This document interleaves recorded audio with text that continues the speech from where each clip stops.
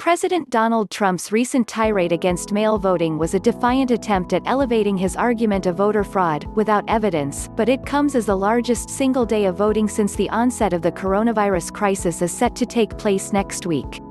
Even as Trump seeks to turn the issue into a pitched battle, election officials in a number of states, including those run by Republicans, are expanding access to the voting alternative as part of their broader preparations amid the pandemic for the June 2 election. The president, who has often railed against mail voting by alleging it is ripe for fraud, stepped up his assault last week by targeting efforts in two battleground states, Michigan and Nevada, aimed at making it easier to obtain an absentee or mail-in ballot. He threatened to cut off federal funding to those states over what he claimed were illegal tactics. Election officials in both states refuted Trump's attacks, with a spokesperson for Michigan's Democratic Secretary of State calling Trump's tweet false, and Nevada's Republican Secretary of State saying the shift to a mail-in election was done legally.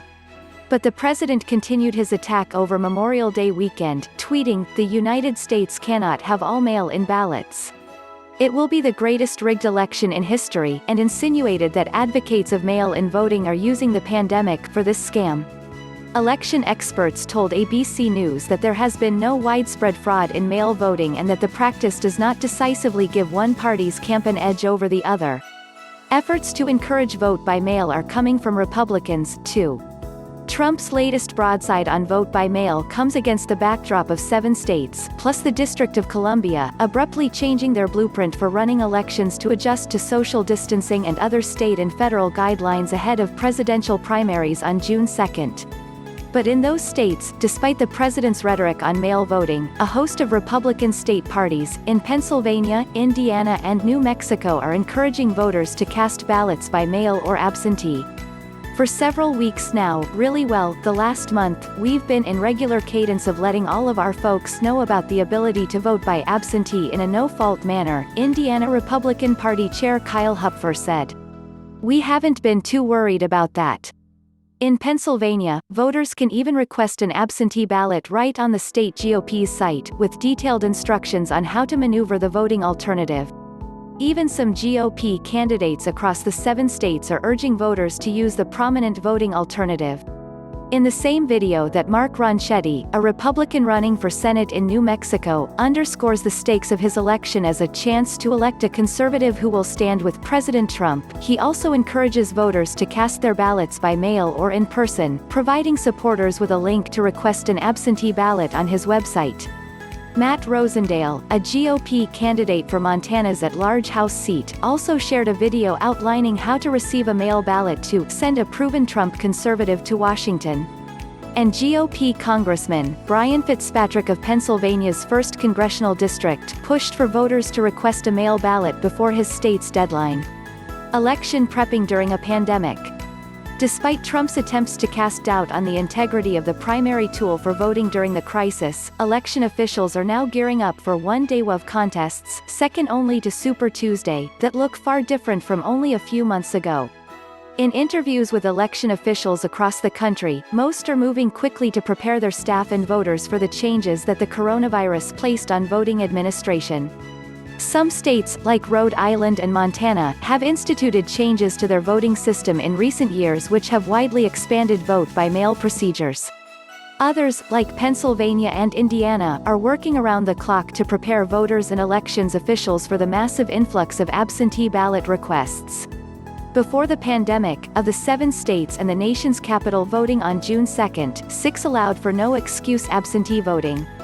In late March, Indiana's Elections Board ordered the expansion of access to absentee mail-in voting to all voters in the Hoosier state, without requiring an excuse.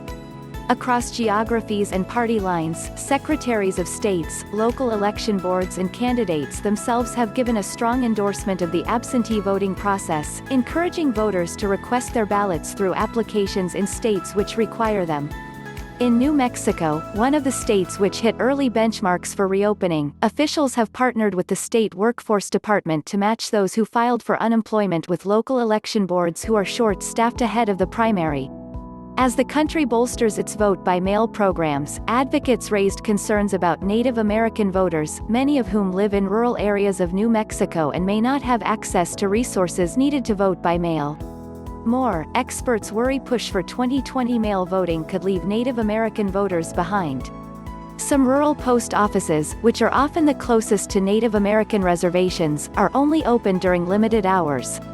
The shortened operating hours put more constraints on when and how communities are able to send and receive mail, but state officials say ample in-person voting will be available. We're basically having a regular election, like we normally would. It's just that we are encouraging everyone to use an absentee ballot and vote from home, Alex Cortez, a spokesperson for the New Mexico Secretary of State, told ABC News. Cortez said the vilification of absentee voting is disappointing. New Mexico, like most states, has safeguards in place to prevent tampering with an election.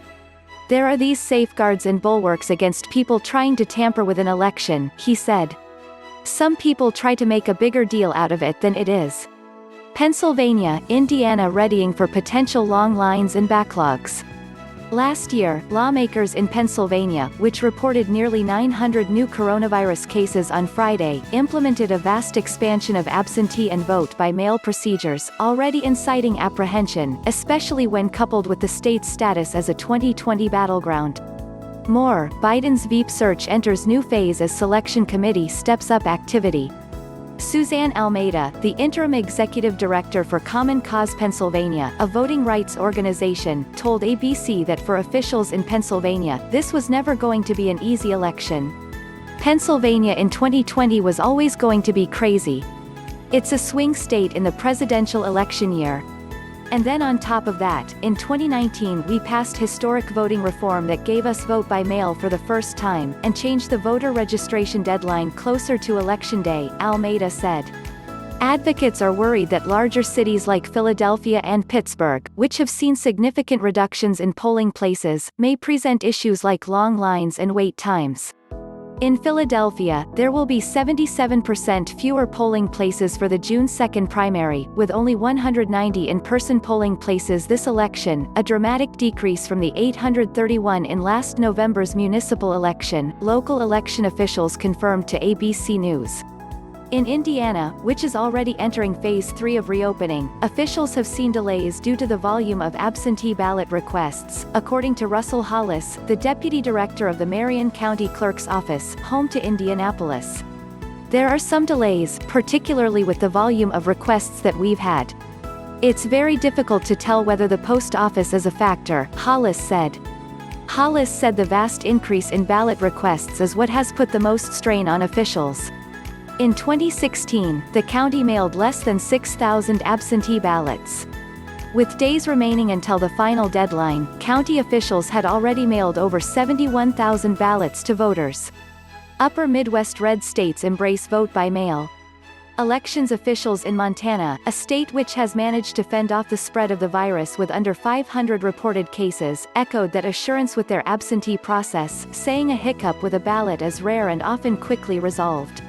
If a ballot gets rejected, we contact the voter and let them know, and they can come in and resolve it, Eric Semerad, the Gallatin County election administrator, said. It's very, very rare that happens at all. It's usually forgetfulness, or household errors, things like that. In South Dakota, which saw the highest number of COVID-19 cases per capita for the region in mid-April but currently has one of the lowest fatality rates in the country, election officials are confident the Tuesday primaries will run smoothly. One gift we were given is Wisconsin, South Dakota Secretary of State Steve Barnett, a Republican, told ABC News of the Badgers' state April 7 spring election, which took place at the height of the state's lockdown. They weren't able to model after anybody else, we were all on the sidelines kind of watching them. But we've had enough time to prepare for this now. I think we're going to be in good shape, he added. The state already had a robust vote-by-mail system, but under Barnett's leadership, election officials sent application forms to every registered voter in the state, the same move Michigan's Secretary of State announced last week that triggered Trump's attack. Barnett said that they were just using the tool already in our toolbox to encourage voters to use the absentee option, a statewide push done for the first time to his knowledge. There's no blueprint, obviously, nobody's ever seen anything like this before, he said of conducting an election during a pandemic. More, coronavirus government response updates. Fauci testifies consequences of reopening too soon could be really serious. For in-person voting on Election Day, there have been some election worker shortages leading to the state reducing the number of polling sites.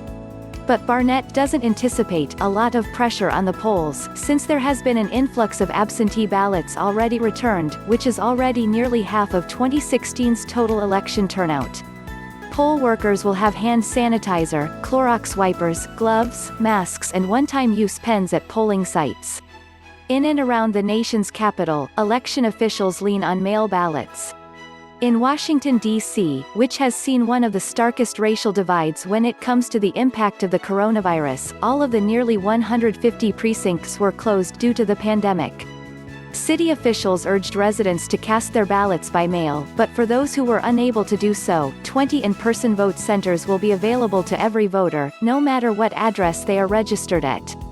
Rachel Kahl, the spokesperson for the city's Board of Elections, touted that its vote-by-mail system has been in place for 10 years and said they are strongly encouraging residents to use the no-excuse option for the primary.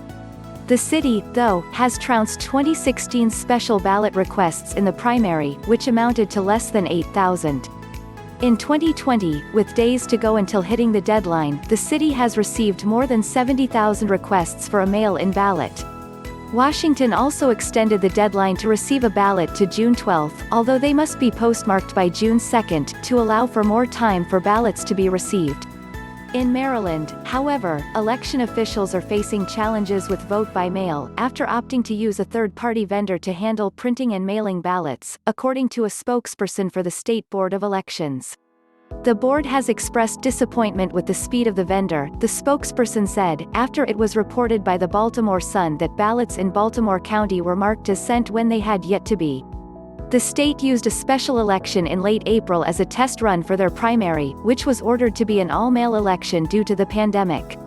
Election officials, who ran into issues during the special election when ballots sent to voters had conflicting instructions, are hoping for a smoother run this time around.